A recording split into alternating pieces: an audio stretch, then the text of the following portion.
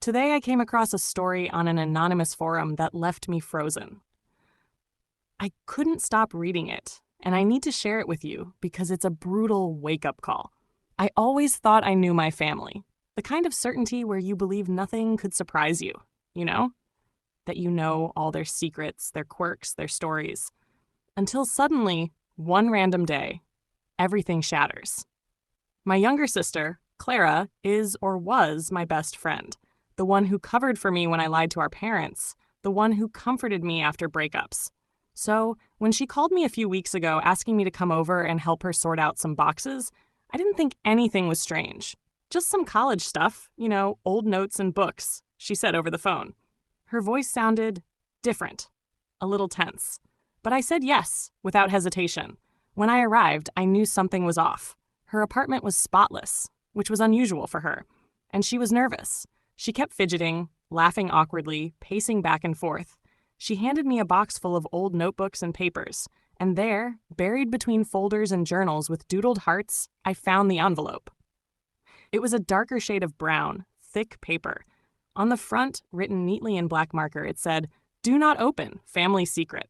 I just stared at it. "What's this?" I asked, holding it up. Clara froze. Literally. She stopped breathing for a second. Her face crumbled. "That's nothing," she blurted, her voice high-pitched, almost a scream. "Leave it. It's just something from Mom. Give it to me." She lunged at me, but I already had it in my hands, and her panicked reaction only fueled my curiosity. It was like I was ripping a part of her away. "What's wrong with you? What's in here that you don't want me to see?" I said, pulling back. The envelope wasn't sealed. Without thinking, I slid the contents onto the table, and the world as I knew it ended. It wasn't just one thing. It was a whole file, a meticulous record of a double life. The first layer, the photos, pictures of her and Miguel, the boyfriend everyone knew, smiling at my parents' anniversary dinner. But behind that photo, carefully glued, was another one, taken the same day at the same place just minutes later. Miguel was gone. In his place, a dark-haired guy with tattoos wrapped his arm around her waist. She looked at the camera with a smile I'd never seen her give Miguel. On the back, in her handwriting, July 16. Parents' dinner. Miguel left after 20 minutes. Lucas showed up. The second layer, the messages. She had printed out text conversations. Dozens of them. In one, pretending to be Miguel, "Babe, sorry I can't make it to your brother's barbecue. A last-minute work trip came up. Love you." And right below, the real conversation with Lucas. "Told them I can't go. Meet you at the hotel at 8. I miss you." She was creating excuses for a boyfriend who didn't even exist. The third layer, the instructions. A handwritten note, a list. "Remember, Miguel is a Yankees fan, actually hates baseball." "Bye, Miguel has a peanut allergy. It's actually Lucas." "Dad's birthday gift was bought by Lucas. Say it was from Miguel." "Coordinate with Anna so she covers for me if I'm out with Lucas." Every line was a calculated lie. A thread in the web she had woven around us for years. I felt a pit in my stomach. Cold and hollow. All those dinners, those birthdays, those Christmases, were they staged? The gift Dad loved so much, the one Miguel picked, was really chosen by a stranger? My legs gave out, and I had to lean on the table for support. But the worst was yet to come. Among the papers, a bill from a private clinic, under the name Lucas Fernandez, dated almost 2 years back. Reason, severe alcohol poisoning, 48 hours under observation.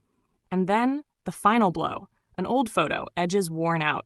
Clara, maybe 4 years younger, her hair shorter, smiling but with glassy eyes as if she had just cried.